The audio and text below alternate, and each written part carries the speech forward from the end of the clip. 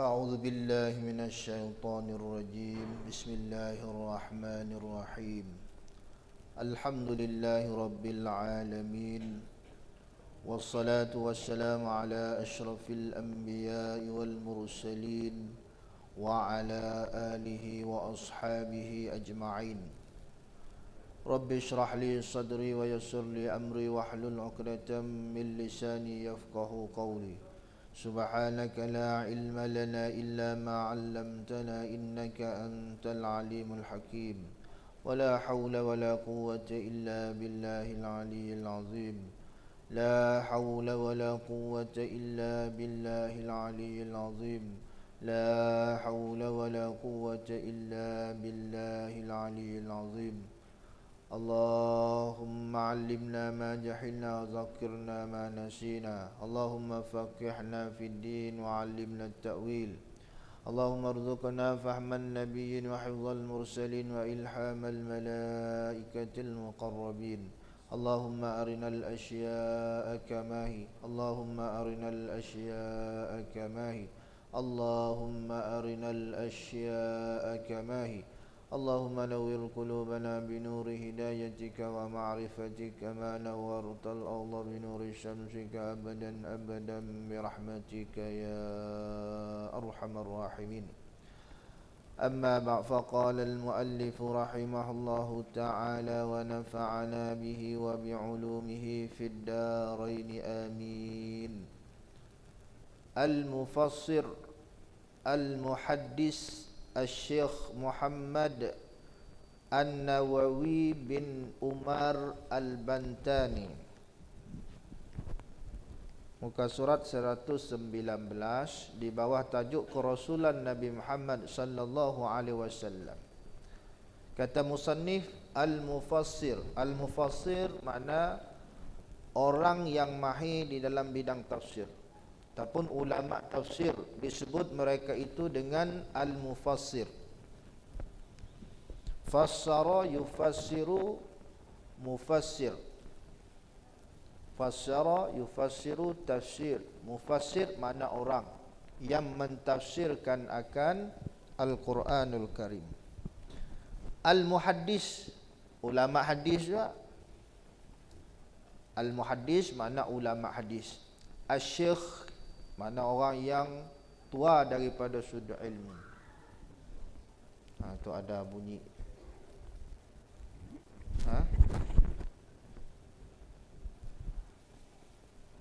Bagus. Baik, kemudian katanya Muhammad An-Nawawi bin Umar Al-Bantani. Namanya Muhammad An-Nawawi bin Umar Al-Bantani. Nisbah kepada Bantan di Indonesia lah. Nota kaki nombor 10. Dilahirkan pada 1230 Hijriah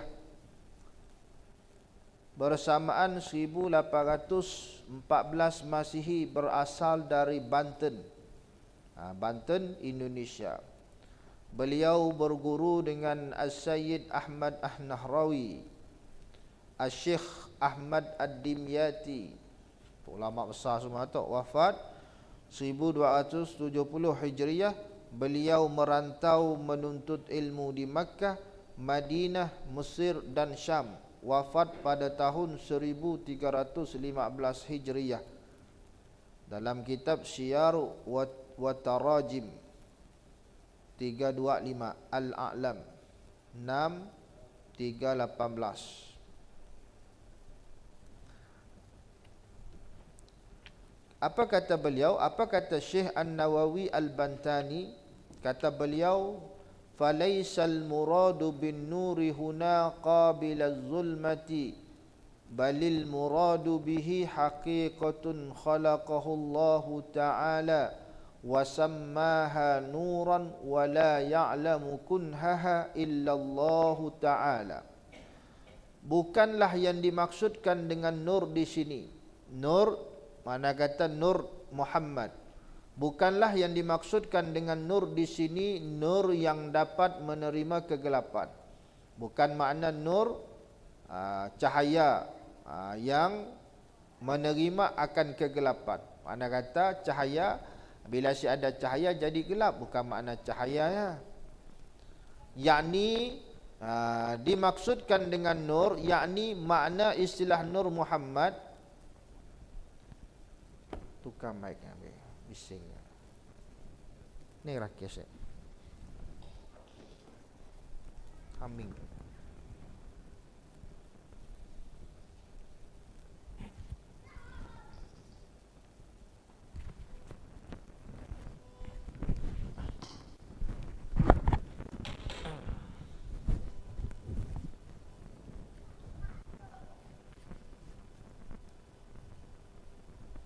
Yakni makna istilah Nur Muhammad adalah hakikat Allah telah menjadikannya.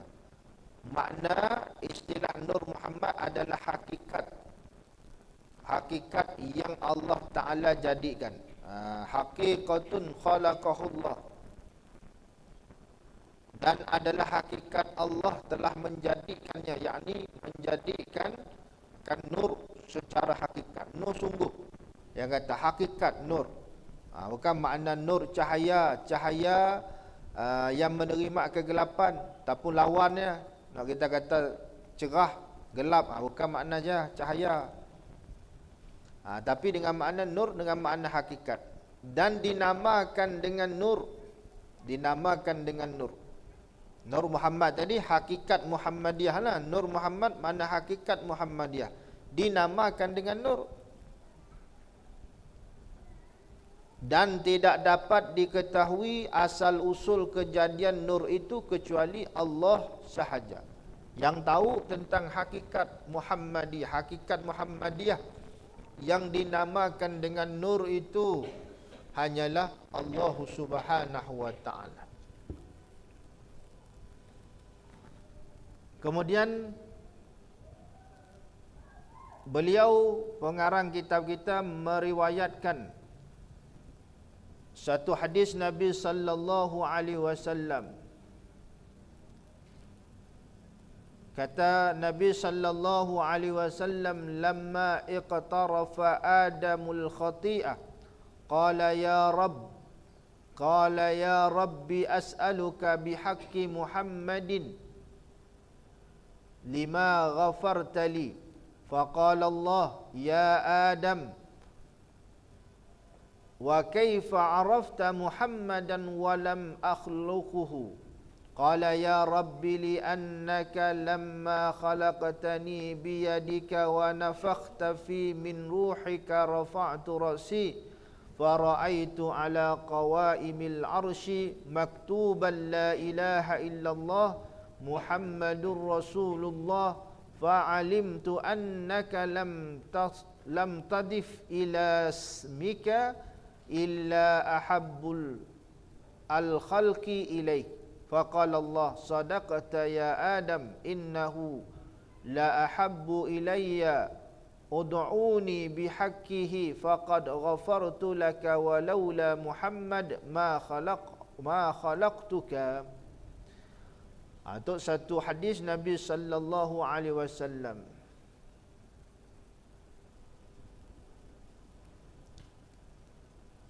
Kata Nabi sallallahu alaihi wasallam, bila Nabi Adam telah melakukan kesalahan, yakni memakan buah yang dilarang, lalu baginda berkata, wahai Tuhanku, aku pinta kepadamu dengan kebenaran Muhammad. Nabi Adam mohon kepada Allah dengan menyebut nama Nabi Muhammad. Lalu Allah Subhanahu wa taala berfirman, wahai Adam, bagaimanakah engkau dapat mengenali Muhammad sedangkan aku belum menjadikannya? Allah Ta'ala tanya kepada Nabi Adam, macam ni kau tahu sedangkan aku belum cipta Muhammad lagi? Jawab Nabi Adam alaihissalam, wahai Tuhanku, sememangnya engkau tak kala menjadikan aku dengan kuasamu, lantas aku mengangkat kepalaku, lalu aku terlihat di tiang-tiang arasy, dituliskan kalimah tiada Tuhan melainkan Allah dan Nabi Muhammad pesuruh Allah. Maka aku telah tahu sesungguhnya engkau tidak akan menyandarkan pada namamu kecuali makhluk yang paling engkau kasihi. Nabi Adam alaihissalam, bila Allah Ta'ala menjadikan Nabi Adam, kemudian Nabi Adam boleh angkat kepala, lalu Nabi Adam melihat di tiang-tiang arasy dituliskan kalimah la ilaha illallah Muhammadur Rasulullah. Maka daripada sialah Nabi Adam tahu kata Muhammad tu adalah makhluk yang paling mulia, kerana Allah Ta'ala sandingkan dengan nama Allah Subhanahu wa Ta'ala. Kemudian Allah berfirman, benar katamu wahai Adam, sesungguhnya dia makhluk yang benar-benar aku kasihi. Pintalah dengan kebenaran Muhammad, maka sesungguhnya aku telah mengampuni kesalahanmu, dan sekiranya tiada Muhammad, pasti aku tidak menjadikan engkau wahai Adam. Itu cerita tentang Nabi Adam alaihissalam bertawassul dengan Nabi Muhammad sallallahu alaihi wasallam, sedang Nabi Muhammad belum lagi dilahirkan. Dikeluarkan serta disahkan oleh Al-Hakim dan As-Suyuti, diriwayatkan oleh Al-Baihaqi yang tidak pernah meriwayatkan hadis maudhu', disahkan oleh Al-Qustalani ataupun Al-Qastalani, Az-Zarqani dan As-Subki. Hadis sahih lah tadi, hadis sahih, bukan hadis palsu. Wahabi kiranya palsu, katinya jangan si berkenan palsu. Hanya carilah jalan untuk dipalsukan.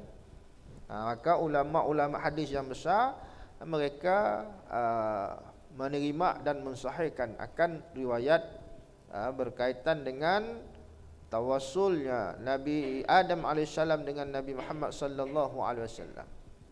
Dalam riwayat yang lain, hadis daripada Ibnu Abbas dengan lafaz falaula Muhammad ma khalaqtu Adama walal jannata walan nar. Maka seandainya tiada Muhammad, pasti aku tidak menjadikan Adam dan tiada aku menjadikan syurga dan neraka. Jadi sebab awal kejadian makhluk tu Nabi Muhammad, yang dinamakan dengan nur. Hakikat Muhammad tadi dinamakan dengan nur, tapi bukan makna nur cahaya tu yang kata hakikat kejadian. Kenapa? Kata Allah, kalau bukan kerana Nabi Muhammad, si aku maulah aku Adam. Yang kata Adam tu makhluk yang pertama dari manusia yang pertama, yang dijadikan oleh Allah Subhanahu wa Ta'ala.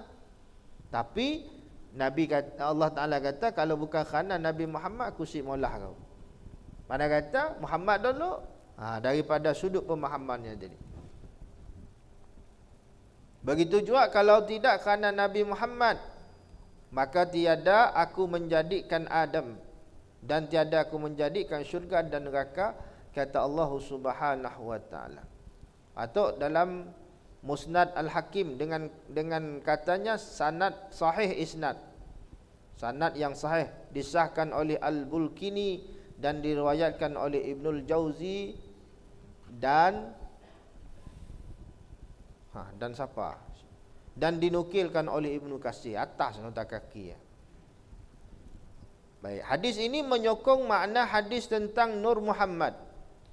Dari sini jelas tampak keistimewaan baginda dengan kewibawaan sebagai makhluk yang Allah paling sayangi. Sehingga di padang mahsyar nanti para nabi dan rasul lain tidak dapat berbuat apa-apa kecuali dengan kewibawaan Nabi Muhammad sallallahu alaihi wasallam. Maka Allah mengizinkan syafaat berlaku di hari akhirat kelak. Ketika mana umat manusia mencari para rasul untuk memohon syafaat, maka apa kata rasul yang lain daripada Nabi kita Muhammad sallallahu alaihi wasallam? Nafsi, nafsi, diri aku, diri aku. Hari itu masing-masing. Kata Nabi Adam masing-masing, kata Nabi Nuh masing-masing, kata Nabi Idris masing-masing. Semua kata masing-masing. Aku sendiri pun saya tahu macam ni keadaan diri aku. Macam ni aku nak syafaat orang lain. Nabi Adam, semua nabi, semua rasul sebelum daripada Nabi Muhammad sallallahu alaihi wasallam, saya dapat, saya sanggup untuk memohon kepada Allah Subhanahu wa Ta'ala. Maka kemudian sampai kepada Nabi kita Muhammad sallallahu alaihi wasallam, apa kata Nabi Muhammad? ana laha. Akulah, bagi akulah syafaat itu, bagi akulah syafaat. Maka lantas Nabi Muhammad sallallahu alaihi wasallam sujud dengan sujud yang panjang, sehingga Allah Ta'ala perintahkan kepada Nabi Muhammad supaya diangkat kepalanya dan memohon kepada Allah apa yang ingin dipinta oleh Nabi Muhammad sallallahu alaihi wasallam. Maka kemudian diminta, kemudian manusia seluruhnya daripada Nabi Adam sehinggalah umat yang terakhir daripada Nabi Muhammad dihisab oleh Allah Subhanahu wa Ta'ala. Maka itu dinamakan dengan syafa'atul uzma ataupun syafa'atul kubra. Syafaat yang terbesar meliputi seluruh manusia, seluruh umat manusia mendapat syafaat daripada Nabi kita Muhammad sallallahu alaihi wasallam. Ini kewibawaan Nabi kita Muhammad sallallahu alaihi wasallam yang dimuliakan oleh Allah Subhanahu wa Ta'ala.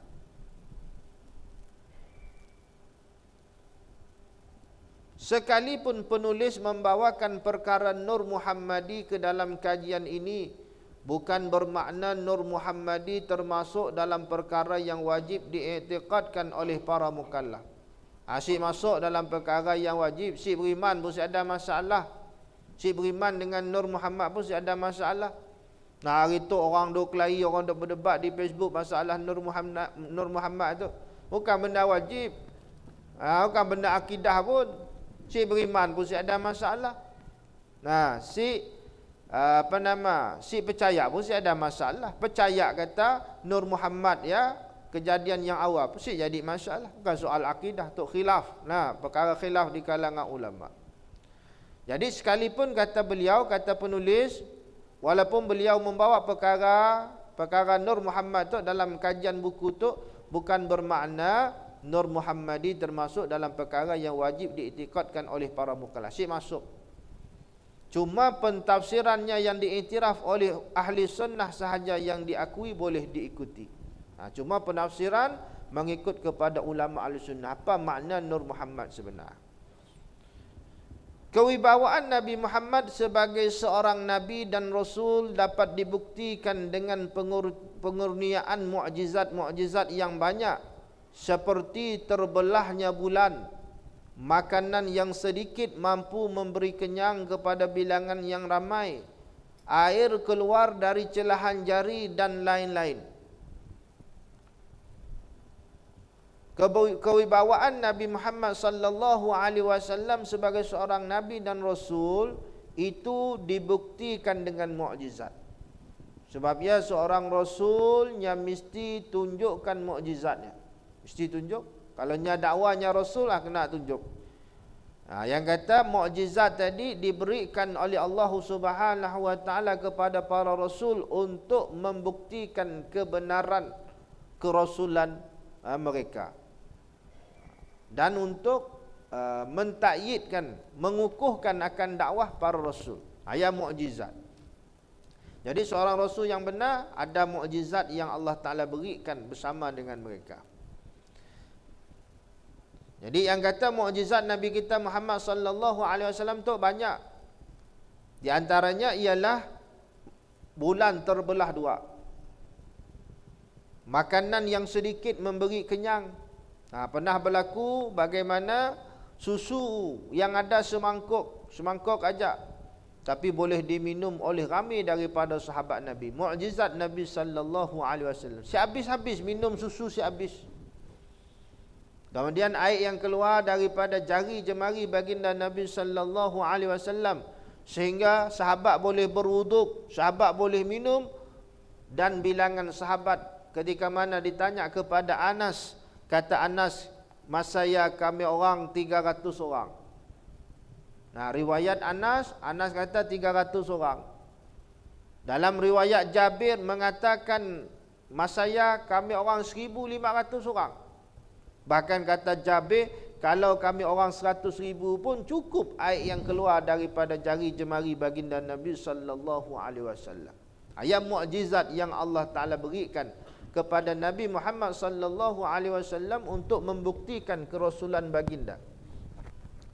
Si boleh dakwah rasul si ada mukjizat, si boleh.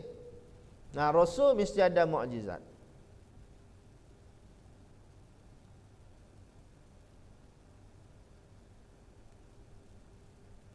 untuk pembaca mengetahui kemuliaan Rasul dari segi maqam. Maqam makna kedudukan.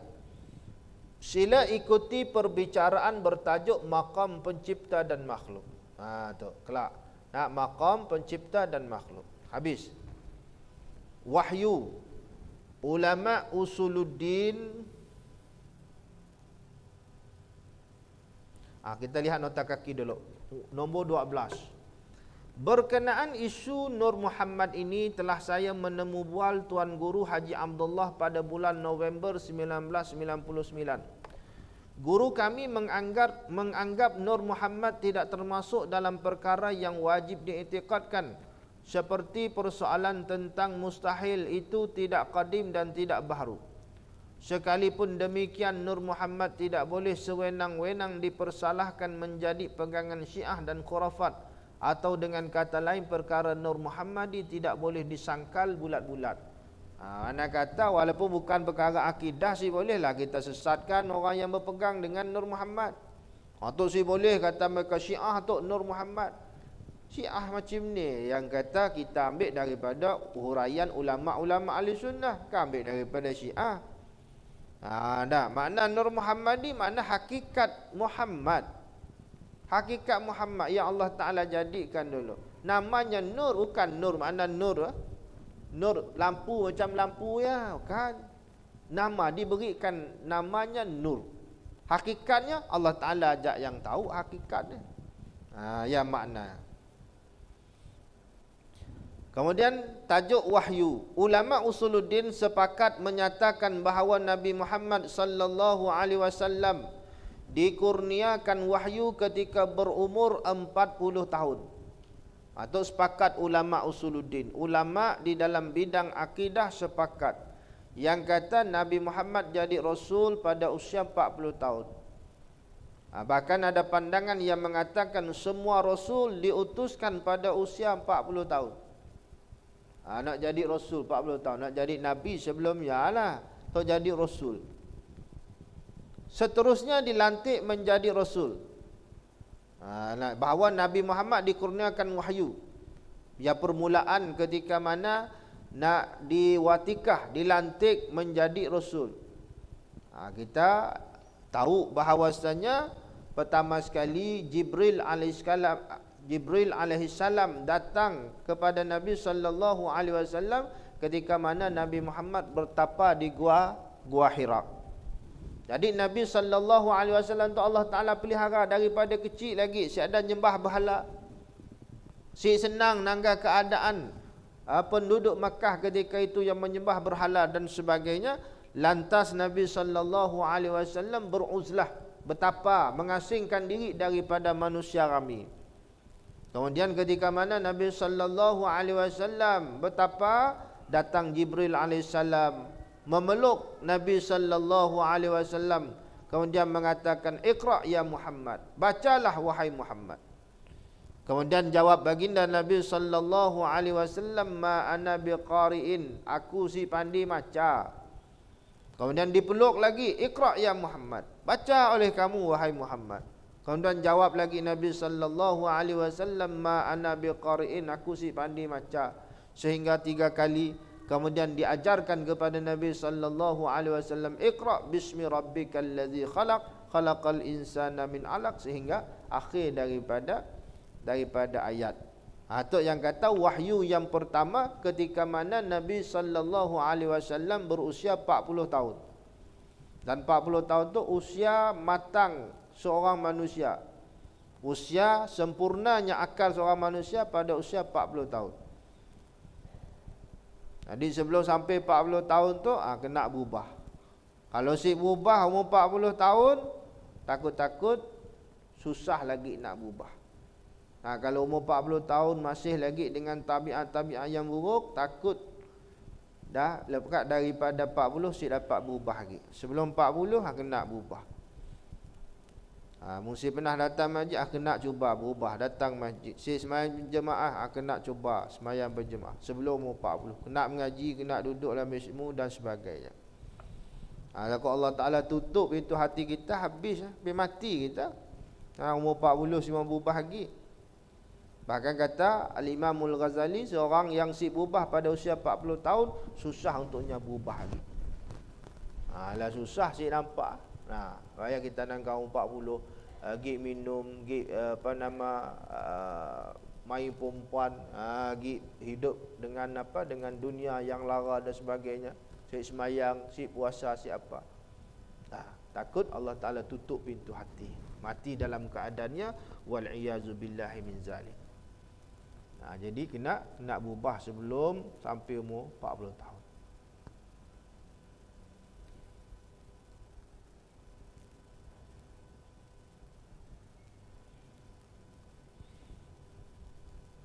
Seterusnya dilantik menjadi Rasul. Pelantikan ini berlaku di Makkah dan baginda wafat di Madinah. Itu perkara yang kita mesti tahu tentang baginda Nabi sallallahu alaihi wasallam. Kena tahu yang kata Nabi itu lahir di Makkah. Jangan sampai saya tahu orang tanya Nabi Muhammad lahir sini. Sarawak kali. Sampai saya tahu lah di Mekah kali. Sampai saya tahu saya boleh. Tok Fadhu Ain kena tahu Nabi lahir di Mekah, meninggal di Madinah. Berapa tahun Nabi di Mekah? Berapa tahun? 13 tahun. Berapa tahun di Madinah? 10 tahun lah. 23 tahun semua dakwah Nabi sallallahu alaihi wasallam. Kemudian Nabi wafat tahun ke berapa? Wan, tahun berapa Wan? Wafat Nabi sallallahu alaihi wasallam. Tahun hijrah. Hijrah dikira bila? Tahun Islam dikira bila? Bermula daripada hijrah. Baik, Nabi di Madinah berapa tahun? 10. Tahun ke berapa Rasulullah meninggal? Tahun ke-11 lah. Dah 10 tahun di Madinah, so tahun ke-11. Kena tahu. Jangan saya tahu, kena tahu. Minggu depan tanya lagi, saya tahu tarotan.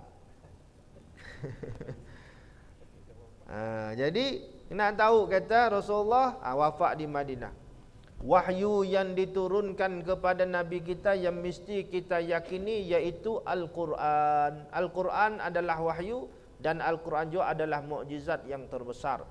Yang dimulai dengan surah Al-Fatihah, yang dimulai dengan suratul Fatihah dan diakhiri dengan surah An-Nas. Al-Quran merupakan mukjizat teragung yang dikurniakan kerana ia berkekalan hingga ke ujung usia dunia. Al-Quran tu Allah Ta'ala akan jaga dan Allah Ta'ala akan pelihara sampai dekat dengan kiamat. Sampai kepada penghujung usia dunia tu. Bila hampir kepada kiamat, maka Allah Subhanahu Wa Ta'ala hapuskan segala tulisan Al-Quran. Tak bangun-bangun tidur, nangga kertas kosong saja. Nak baca Quran si ada lagi kosong. Masanya dekat dengan hari kiamat. Allah Ta'ala angkat semua. Tapi sebelum daripada kiamat, Allah Ta'ala pelihara, Al-Quran akan kekal. Jadi Quran tu mukjizat yang paling agung. Seterusnya Al-Quran mampu menjadi pembantu kepada pencinta setianya di alam barzah. Untuk jadi peneman kita. Quran jadi teman, qarina. Qarina makna teman kita alam kubur lah, alam barzah lah. Dan pada hari kiamat kelak Quran jadi syafi'. Syafi' tu ataupun syafi' makna orang yang memberi syafaat. Sebagian Nabi sebut iqra'ul Quran fa innahu ya'ti yaumal qiyamah syafi'an li ashabi. Bacalah oleh kamu akan Al-Quran, maka sesungguhnya Al-Quran akan datang pada hari kiamat sebagai pemberi syafaat kepada ashab, kepada orang yang rapih dengan Al-Quran, orang yang cinta setia dengan Al-Quran. Membaca setahun sekali, sebulan sekali, bukan ashab Al-Quran ya. Orang yang disebut dengan ashab tu sentiasa berdamping dengan Al-Quran, baru disebut ashab, baru layak mendapat syafaat daripada Al-Quran. Tok setahun sekali macam bulan puasa, ia pun malam tamah aja. Malam kedua malas. Habis semangat malam tamah aja, datang tadarus. Gaya si ada lagi. Apa kena tegur. Macam salah orang tegur, si mau datang lagi. Jadi ada orang si boleh tegur. Dah nama tadarus, kita belajar tadarus. Salah orang tegur, tok salah. Orang tegur si mau datang lagi. Aduh. Nah, bila-bila pun kita siapkan betul. Nanggalah orang tegur yang betul, si betul. Orang tegur yang betul kena terima lah.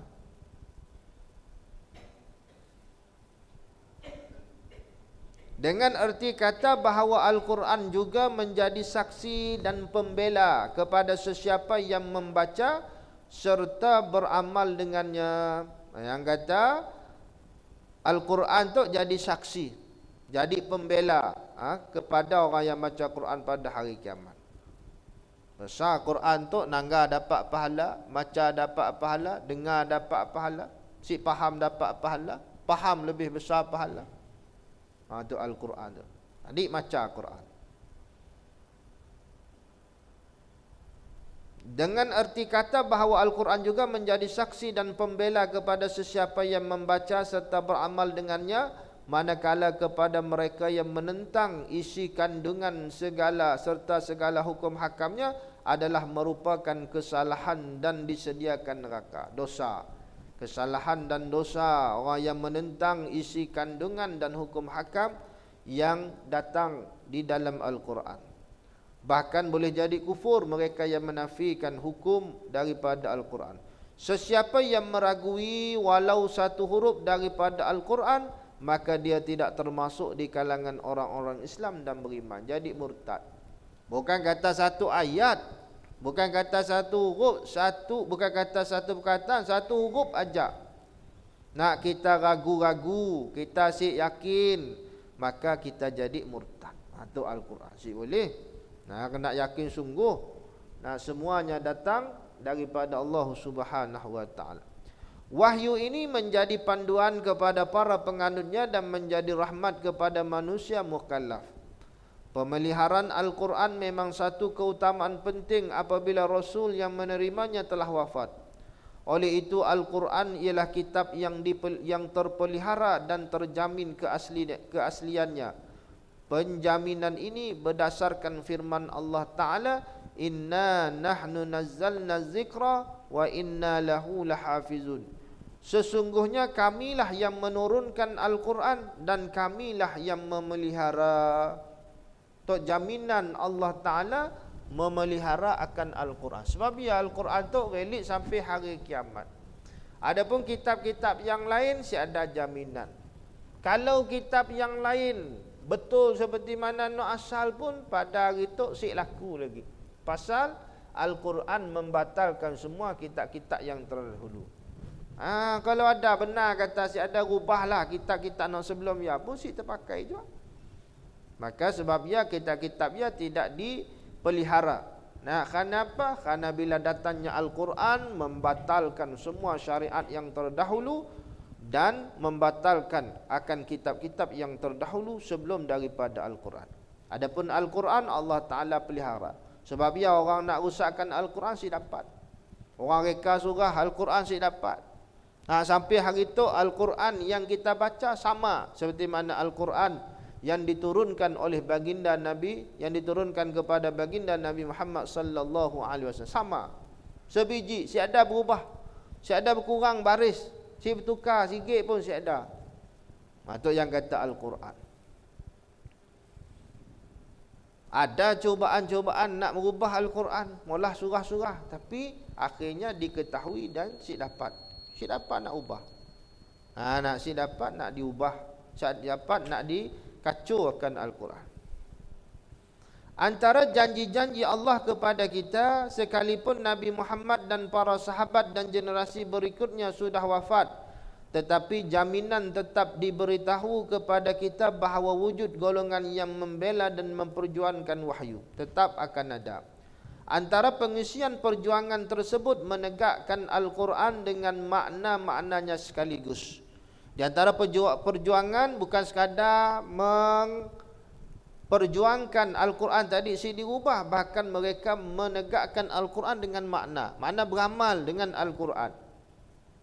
Janji tersebut telah disabdakan oleh junjungan kita, penutup para rasul, Nabi Muhammad bin Abdullah. Sabda baginda sallallahu alaihi wasallam, la tazalu ta'ifatum min ummati zahirina 'alal haqq hatta ya'tiya amrullah. Tok jaminan daripada Nabi sallallahu alaihi wasallam bahawasanya tetap akan ada satu kelompok yang sentiasa berada di atas kebenaran, mempertahankan akan Al-Quran dan hadis Nabi sallallahu alaihi wasallam. Akan sentiasa ada satu golongan dari kalangan umatku yang nyata, yakni yang zahir, berada di atas kebenaran sehingga datang perintah Allah, yakni hari kiamat. Itu jaminan daripada Nabi. Akan ada satu kelompok yang sentiasa berada di atas kebenaran sampai hari kiamat. Tu hadis mutawatir. Jaminan ini merupakan kebaikan untuk kita semua. Oleh itu janganlah bimbang dan khawatir kerana kebenaran tetap terbela sehingga hari kiamat. Jangan khawatir, kerana tetap akan ada. Kerana Nabi dah jamin akan tetap ada satu kelompok yang sentiasa berada di atas kebenaran sampai hari kiamat. Maka kebenaran tetap terbela. Walaupun Wahabi kata macam-macam cara, guna kuasa, guna duit, guna kekuatan apa, nak siapa, tapi kebenaran pasti akan terbela. Kenapa? Allah Ta'ala yang bela kebenaran. Sibuk khawatir gila. Kita mengaji tak faham Ahlus Sunnah, sibuk kita nak takut. Kerana Allah Ta'ala yang akan membela kebenaran. Selanjutnya, cuma umat Islam wajib mencari dan mengikuti kebenaran itu. Walaupun ada jaminan, tapi orang Islam kita wajib mencari kebenaran. Belajar kita, cari guru, cari ilmu, belajar kitab ulama, faham kita, ayat perkara yang wajib. Walaupun memang Allah Ta'ala akan jaga agama tu, tapi yang kata kita wajib belajar kat mana? Serahlah kepada Allah. Dah Allah Ta'ala jaga, si payahlah kita nak mengaji, si nak mengaji. Tapi kebenaran pasti akan menang, akan terbela. Kerana apa? Kerana Allah Subhanahu wa Ta'ala yang akan memenangkan kebenaran. Selanjutnya pohon kepada Allah agar kita dimasukkan ke dalam golongan tersebut. Minta kepada Allah supaya kita masuk dalam golongan yang Nabi sebut, la tazalu ta'ifatum min ummati zahirina 'alal haq hatta ya'tiya amrullah. Doa kita masuk dalam ta'ifah, dalam kelompok yang zahirina 'alal haq, yang senantiasa zahir mereka itu di atas kebenaran. Doa kita, mudah-mudahan Allah Ta'ala masukkan kita bersama dengan mereka. Kita siapkan sesat. Inilah perkara yang amat penting dalam kehidupan ini. Penting berhubung dengan kesinambungan kebenaran. Wallahu ta'ala alam. Tak berhenti dulu. Mudah-mudahan ada manfaat daripada apa yang kita kongsikan pada hari itu. Mohon maaf jika ada terkasar bahasa, salah dalam penyampaian. Aku liqauli hadza wa astaghfirullahal azim li wa lakum. Wassalamualaikum warahmatullahi wabarakatuh.